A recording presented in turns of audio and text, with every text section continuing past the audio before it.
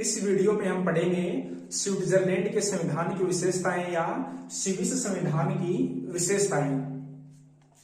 तो जो स्विट्जरलैंड का वर्तमान संविधान है, वर्तमान में स्विट्जरलैंड में जो संविधान लागू है उसका निर्माण हुआ था 1998 में। कब निर्मित किया गया था? 1998 में निर्मित किया गया था और इसको लागू किया गया था 1999 में लागू किया गया।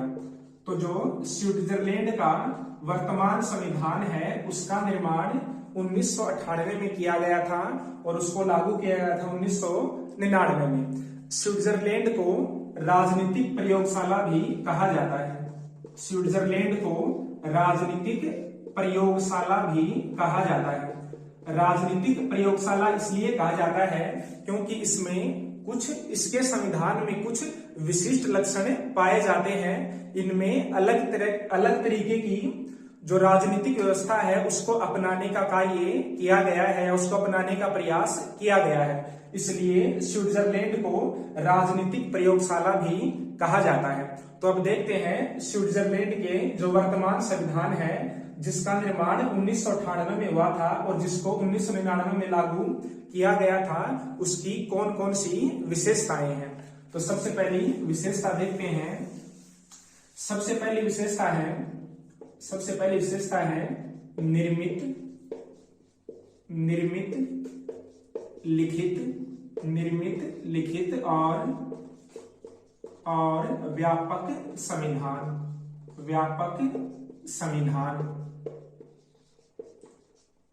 पहली विशेषता है निर्मित, लिखित और व्यापक संविधान। निर्मित संविधान क्या होता है और लिखित संविधान क्या होता है, इसके बारे में हम पहले पढ़ चुके हैं। एक ऐसा संविधान जिसका निर्माण किसी विशेष समय पर एक संविधान सभा द्वारा किया जाता है उसको बोलते हैं निर्मित संविधान। ऐसा संविधान जिसका निर्माण किसी विशेष समय पर एक संविधान सभा द्वारा किया जाता है उसको निर्मित संविधान कहा जाता है। तो स्विट्जरलैंड का संविधान एक निर्मित संविधान है। इसका निर्माण कब किया गया था? 1998 में किया गया था। कब निर्मित हुआ था? ये 1998 में। तो इस प्रकार स्विट्जरलैंड का संविधान एक निर्मित संविधान है। दूसरा है लिखित संविधान। एक ऐसा संविधान होता है जिसका अधिकांश भाग लिखित रूप में होता है और थोड़ा बहुत भाग परंपराओं के रूप में होता है, उसको बोलते हैं लिखित संविधान। जैसे अमेरिका का संविधान एक लिखित संविधान है और ब्रिटेन का कैसा है? एक अलिखित संविधान है। जबकि स्विट्जरलैंड का संविधान कैसा है? लिखित संविधान। तीसरा है व्यापक संविधान। व्यापक का मतलब होता है बड़ा या विस्तृत। तो स्विट्जरलैंड का संविधान एक विस्तृत संविधान है। अब ये विस्तृत क्यों है या बड़ा क्यों है, इसके दो कारण हैं। स्विट्जरलैंड का संविधान विस्तृत या बड़ा क्यों है, इसके दो कारण हैं। पहला कारण तो यह है कि स्विट्जरलैंड के संविधान में ऐसी बातों का उल्लेख किया गया है जो संवैधानिक दृष्टि से महत्वपूर्ण नहीं है। पहला कारण क्या है व्यापक होने का? कि इसमें अनेक ऐसी बातों का उल्लेख है जिनका कोई विशेष महत्व नहीं है। जैसे जुआ खेलना, शिकार करना आदि बातों का भी उल्लेख किया गया है। इस कारण इसका संविधान कैसा है? व्यापक हो जाता है। दूसरा कारण है इसमें जो संघीय सरकार है, स्विट्जरलैंड की जो संघीय सरकार है या फिर बोल सकते हैं इसको केंद्रीय सरकार। तो जो संघीय सरकार है और जो कैंटनों की सरकारें हैं उनके अधिकारों का विस्तृत विवरण किया गया है। स्विट्जरलैंड के संविधान के व्यापक होने के दो कारण हैं। पहला, इसमें ऐसी बातों का उल्लेख है जो ज्यादा महत्वपूर्ण नहीं है और दूसरा, इसमें संघीय सरकार और कैंटनों की सरकारों के अधिकारों का विस्तृत उल्लेख किया गया है। इसलिए स्विट्जरलैंड का संविधान कैसा है? एक व्यापक संविधान है। कैंटन का मतलब होता है राज्य। जैसे अमेरिका में राज्यों को इकाई बोलते हैं, अमेरिका में राज्यों को क्या बोलते हैं, इकाई। ऐसे ही स्विट्जरलैंड में राज्यों को कैंटन बोला जाता है। क्या बोलते हैं स्विट्जरलैंड में राज्यों को, कैंटन। तो ये हो गई स्विट्जरलैंड के संविधान की पहली विशेषता। अब देखते हैं दूसरी विशेषता। स्विट्जरलैंड के संविधान की दूसरी विशेषता है कठोर संविधान।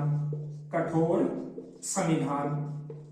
तो स्विट्जरलैंड का संविधान एक कठोर संविधान है। और एक कठोर संविधान क्या होता है हम पहले पढ़ चुके हैं। कठोर संविधान एक ऐसा संविधान होता है जिसमें आसानी से परिवर्तन नहीं किए जाते हैं। दो प्रक्रियाएं होती हैं, एक होती है कानून निर्माण की प्रक्रिया, कानून निर्माण की प्रक्रिया, कानून निर्माण की प्रक्रिया, और दूसरी होती है संविधान संशोधन की प्रक्रिया, संविधान संशोधन की प्रक्रिया, संविधान संशोधन की प्रक्रिया।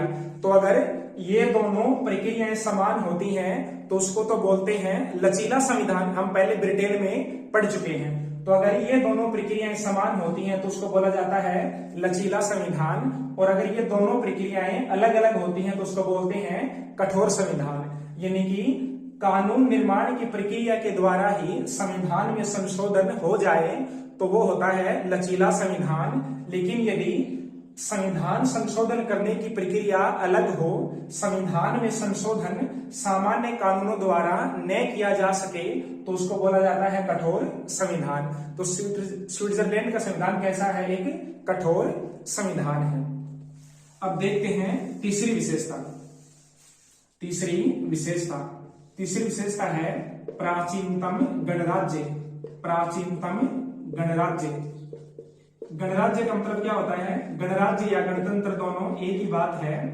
और गणराज्य का मतलब होता है ऐसा शासन जहां जनता का शासन चलता हो, शासन पर जनता का नियंत्रण हो। तो स्विट्जरलैंड एक गणराज्य है और यह बहुत पुराना या बहुत प्राचीन गणराज्य है। जब एशिया और यूरोप के अधिकांश राज्यों में राजतांत्रिक तानाशाही पाई जाती थी, राजाओं का शासन होता था, उस समय भी स्विट्जरलैंड में गणराज्य विद्यमान था। तो स्विट्जरलैंड एक प्राचीनतम गणराज्य है। ये हो गई स्विट्जरलैंड के संविधान की तीसरी विशेषता। अब देखते हैं स्विट्जरलैंड के संविधान की चौथी विशेषता। चौथी विशेषता है प्रत्यक्ष लोकतंत्र। प्रत्यक्ष लोकतंत्र। प्रत्यक्ष लोकतंत्र और उसके साधन। प्रत्यक्ष लोकतंत्र और उसके साधन। देखो, लोकतंत्र दो प्रकार का होता है। एक होता है प्रत्यक्ष लोकतंत्र और दूसरा होता है अप्रत्यक्ष लोकतंत्र। प्रत्यक्ष लोकतंत्र का मतलब होता है जनता स्वयं शासन करे, स्वयं ही कानूनों का निर्माण करे। और अप्रत्यक्ष लोकतंत्र का मतलब होता है जनता अपने प्रतिनिधियों का चुनाव करे, फिर वो प्रतिनिधि जनता के नाम पर शासन करें। यानी कि जनता शासन कार्यों में प्रत्यक्ष रूप से भाग न ले, उसको बोलते हैं अप्रत्यक्ष शासन। और प्रत्यक्ष शासन का मतलब जनता स्वयं शासन करे, जनता स्वयं ही कानूनों का निर्माण करे। तो स्विट्जरलैंड में प्रत्यक्ष लोकतंत्र पाया जाता है और प्रत्यक्ष लोकतंत्र के साधन भी पाए जाते हैं, यानी कि वहां जनता स्वयं ही शासन करती है।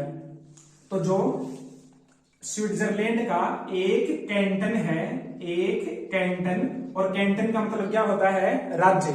स्विट्जरलैंड में राज्य को क्या बोलते हैं, कैंटन। तो एक कैंटन और जो 4 अर्ध कैंटन है, 4 अर्ध कैंटन है, वहां पर क्या पाया जाता है, प्रत्यक्ष लोकतंत्र। वहां पाया जाता है प्रत्यक्ष लोकतंत्र। जो स्विट्जरलैंड का एक कैंटन है और 4 अर्ध कैंटन है, वहां प्रत्यक्ष लोकतंत्र पाया जाता है। यानी कि इन 5 कैंटनों की जो जनता है, जो नागरिक हैं, वे सीधे शासन कार्य में भाग लेते हैं। यहाँ के लोग ही कानूनों का निर्माण करते हैं। तो जो इन 5 कैंटनों के जो मतदाता होते हैं, उनकी एक सभा होती है। जो मतदाता होते हैं उनकी एक सभा होती है जिसको बोलते हैं लैंड्सजी माइंड। क्या बोलते हैं? लैंड्सजी माइंड, सॉरी लैंड्सजी माइंड, जो एक पूर्ण कैंटन और 4 अर्ध कैंटन हैं, उनमें मतदाताओं की एक सभा होती है जिसको लैंड्सजी माइंड कहा जाता है। यह सभा ही कानूनों का निर्माण करती है, यानी कि यहाँ के नागरिक प्रत्यक्ष रूप से शासन कार्यों में भाग लेते हैं और कानूनों का निर्माण करते हैं। अब इसके अलावा जो स्विट्जरलैंड में संघीय सरकार है या जो संघीय शासन है और जो अन्य कैंटन है, वहां पर प्रत्यक्ष लोकतंत्र नहीं पाया जाता है, बल्कि प्रत्यक्ष लोकतंत्र के साधन पाए जाते हैं। और उन 2 साधनों का नाम है, जो प्रत्यक्ष लोकतंत्र के जो 2 साधन हैं उनका नाम है, एक तो है आरंभक, एक नाम है आरंभक और दूसरा नाम है लोक निर्णय। आरंभ का मतलब होता है, अगर जनता यह चाहती है कि किसी कानून का निर्माण किया जाए तो जनता उस कानून के संबंध में एक प्रस्ताव पारित करके स्विट्जरलैंड की संसद के पास भेज सकती है। यदि स्विट्जरलैंड की जनता चाहती है कि किसी विषय पर कोई कानून बना जाए तो उस विषय के संबंध में या उस कानून के संबंध में जनता एक प्रस्ताव पारित करके संसद के पास भेज सकती है, उसको बोलते हैं आरंभक। और दूसरा होता है लोक निर्णय। यदि स्विट्जरलैंड की संसद किसी कानून का निर्माण कर देती है तो उस कानून को फिर जनता के सम्मुख जनता की सहमति के लिए रखा जाता है, उसको बोलते हैं लोक निर्णय। तो स्विट्जरलैंड में जो एक पूर्ण कैंटन है और 4 अर्ध कैंटन है, वहां तो पाया जाता है प्रत्यक्ष लोकतंत्र, और उसके अलावा जो संघीय क्षेत्र है और अन्य कैंटन है वहां पर प्रत्यक्ष लोकतंत्र के 2 साधन पाए जाते हैं, जिनका नाम है आरंभक और लोक निर्णय। तो ये हो गई स्विट्जरलैंड के संविधान की चौथी विशेषता, प्रत्यक्ष लोकतंत्र। अब देखते हैं स्विट्जरलैंड के संविधान की 5वीं विशेषता। 5वीं है संघात्मक शासन व्यवस्था। संघात्मक शासन व्यवस्था, और संघात्मक शासन व्यवस्था हम पहले अमेरिका के संविधान में पढ़ चुके हैं। तो संघात्मक शासन व्यवस्था क्या होती है? जिसमें केंद्र और राज्यों में शक्तियों का विभाजन कर दिया जाता है। केंद्र व राज्यों में शक्तियों का विभाजन, केंद्र व राज्यों में शक्तियों का विभाजन, शक्तियों का विभाजन। जो संघीय शासन व्यवस्था होती है उसमें सबसे पहला विशेषता या पहली लक्षण क्या होती है? केंद्र व राज्यों में शक्तियों का विभाजन कर दिया जाता है। तो जो स्विट्जरलैंड है उसमें भी संघात्मक शासन व्यवस्था है, उसमें भी केंद्र और राज्यों में शक्तियों का विभाजन कर दिया गया है। संघात्मक शासन की दूसरी विशेषता होती है लिखित व कठोर संविधान। लिखित व कठोर संविधान। तो स्विट्जरलैंड का संविधान भी लिखित है और कठोर है, और यही संविधान क्या है? सर्वोच्च है। संघात्मक शासन व्यवस्था की तीसरी विशेषता होती है दोहरी नागरिकता। क्या होती है? दोहरी नागरिकता।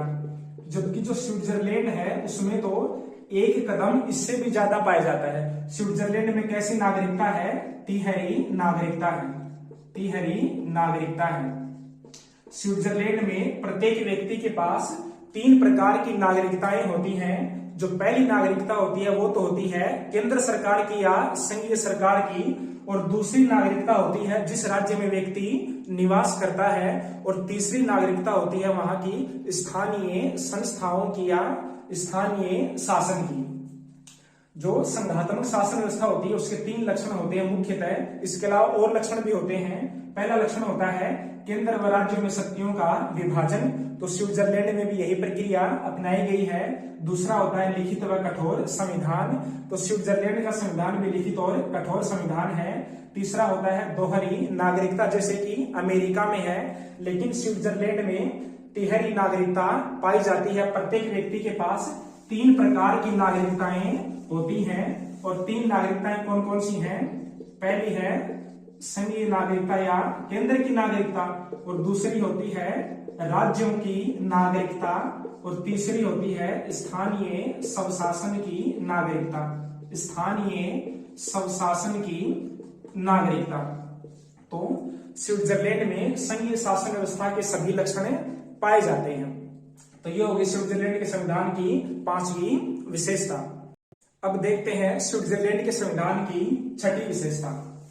स्विट्जरलैंड के संविधान की 6ठी व्यवस्था है उदारवादी दर्शन पर आधारित। उदारवादी दर्शन पर आधारित। उदारवादी दर्शन पर आधारित।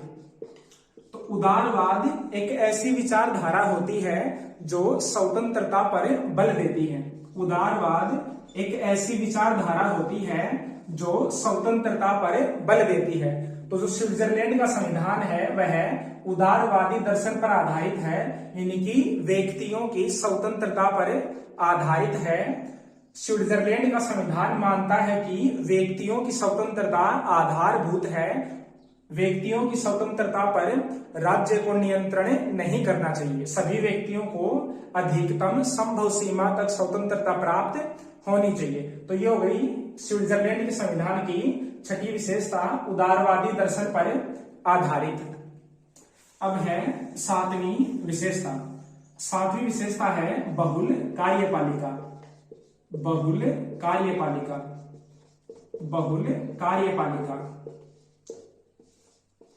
स्विट्जरलैंड में बहुल कार्यपालिका पाई जाती है। स्विट्जरलैंड के अलावा किसी भी देश में बहुल कार्यपालिका नहीं पाई जाती है। सभी देशों में एकल कार्यपालिका ही पाई जाती है। एकल कार्यपालिका का मतलब होता है कि जो कार्यपालिका का अध्यक्ष होता है वह केवल एक ही व्यक्ति होता है। एक ही व्यक्ति अंतिम रूप से सारे निर्णय लेता है, उसको बोलते हैं एकल कार्यपालिका। लेकिन स्विट्जरलैंड में एकल कार्यपालिका नहीं है बल्कि बहुल कार्यपालिका है। स्विट्जरलैंड की कार्यपालिका में 7 सदस्य पाए जाते हैं। स्विट्जरलैंड की कार्यपालिका एक बहुल कार्यपालिका है। इस कार्यपालिका में 7 सदस्य पाए जाते हैं, 7 सदस्य होते हैं, और इन 7 सदस्यों की शक्तियां बिल्कुल समान होती हैं। यानी कि इन 7 सदस्यों में से कोई भी एक सर्वोच्च नहीं होता है, बल्कि 7 सदस्यों की शक्तियां समान होती हैं। इसलिए यहाँ की कार्यपालिका को बहुल कार्यपालिका बोला जाता है। जैसे भारत में बहुल कार्यपालिका नहीं पाई जाती है, भारत में एकल कार्यपालिका पाई जाती है। यानी कि भारत में जो प्रधानमंत्री होता है और मंत्री परिषद होती है वे सामूहिक रूप से निर्णय लेते हैं। सामूहिक रूप से निर्णय लेते हैं। लेकिन स्विट्जरलैंड में ऐसा कुछ भी नहीं है। स्विट्जरलैंड में प्रत्येक सदस्य अलग अलग निर्णय लेता है, इसलिए इसको बोलते हैं बहुल कार्यपालिका। तो ये होगी स्विट्जरलैंड के संविधान की 7वीं विशेषता। अब देखते हैं 8वीं विशेषता। 8वीं विशेषता है संसदीय और अध्यक्षीय या अध्यक्षात्मक शासन का समन्वय। शासन का समन्वय।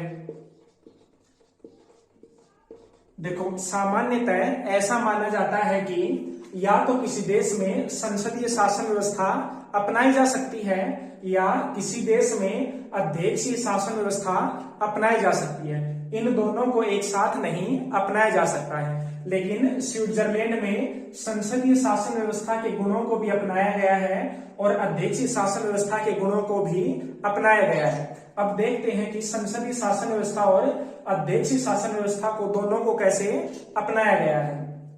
तो जो संसदीय शासन व्यवस्था होती है वो ब्रिटेन में पाई जाती है, और संसदीय शासन व्यवस्था में 3 विशेषताएं होती हैं या 3 पॉइंट होते हैं। सबसे पहला क्या होता है? कार्यपालिका के सदस्य संसद से ही चुने जाते हैं। संसद से ही चुने जाते हैं। कार्यपालिका के सदस्य संसद से ही चुने जाते हैं। तो स्विट्जरलैंड में भी ऐसा ही है कि जो वहां की कार्यपालिका है बहुल कार्यपालिका है, जिसमें 7 सदस्य होते हैं, उन 7 सदस्यों का चुनाव कहां से किया जाता है? संसद के सदस्यों में से ही किया जाता है, यानी कि वो संसद के ही सदस्य होते हैं। लेकिन जो संसदीय शासन व्यवस्था की दूसरी विशेषता होती है वो ये होती है कि कार्यपालिका संसद के प्रति उत्तरदायी, कार्यपालिका संसद के प्रति उत्तरदायी होती है, संसद के प्रति उत्तरदायी होती है। लेकिन स्विट्जरलैंड में ये विशेषता नहीं पाई जाती है। स्विट्जरलैंड की कार्यपालिका होती है वो संसद के प्रति उत्तरदायी नहीं होती है। जो संसदीय शासन व्यवस्था होती है उसकी 2 विशेषताएं प्रमुख होती हैं कि कार्यपालिका के सदस्य संसद के ही सदस्य होते हैं, तो ये विशेषता तो स्विट्जरलैंड में पाई जाती है। लेकिन जो दूसरी विशेषता है संसदीय शासन व्यवस्था की, जो कार्यपालिका है वो संसद के प्रति उत्तरदायी होती है, ये स्विट्जरलैंड में नहीं पाया जाता है। तो संसदीय शासन व्यवस्था की पहली वाली विशेषता पाई जाती है, दूसरी नहीं पाई जाती है। इसके अलावा इसमें जो अध्यक्षीय शासन व्यवस्था होती है वो भी पूर्णतः नहीं पाई जाती है। अध्यक्षीय शासन व्यवस्था में शक्तियों का पृथक्करण पाया जाता है। अध्यक्षीय शासन व्यवस्था में शक्तियों का पृथक्करण पाया जाता है, लेकिन स्विट्जरलैंड में शक्तियों का पृथक्करण नहीं है। इस प्रकार स्विट्जरलैंड न ही तो पूर्णतः संसदीय है और न ही पूर्णतः अध्यक्षात्मक है, बल्कि दोनों का क्या है? समन्वय है। तो ये हो गई स्विट्जरलैंड के संविधान की 8वीं विशेषता। अब देखते हैं स्विट्जरलैंड के संविधान की 9वीं विशेषता। स्विट्जरलैंड के संविधान की 9वीं विशेषता है संघीय क्षेत्र में, संघीय यानी कि केंद्रीय संघीय क्षेत्र में न्यायिक पुनरावलोकन का अभाव। न्यायिक पुनरावलोकन का अभाव। न्यायिक पुनरावलोकन का अभाव।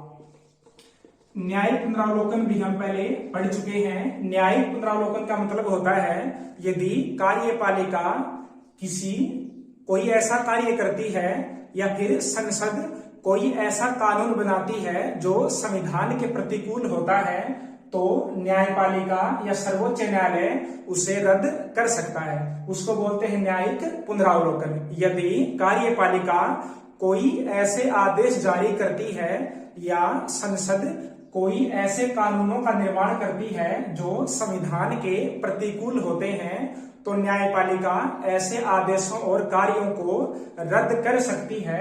उसको बोला जाता है न्यायिक पुनरावलोकन। तो स्विट्जरलैंड में संघीय क्षेत्र में न्यायिक पुनरावलोकन नहीं पाया जाता है, यानी कि जो स्विट्जरलैंड की संघीय संसद होती है, स्विट्जरलैंड की जो संघीय संसद है, यदि वो किसी कानून का निर्माण करती है तो स्विट्जरलैंड का सर्वोच्च न्यायालय उन कानूनों को रद्द नहीं कर सकता है। यानी कि केंद्रीय स्तर पर या संघीय स्तर पर न्यायिक पुनरावलोकन का अभाव होता है, लेकिन यदि राज्य सरकारें किसी ऐसे कानून का निर्माण करती हैं जो संविधान के प्रतिकूल है, संविधान के अनुसार नहीं है, तो सर्वोच्च न्यायालय उन कानूनों को रद्द कर सकता है।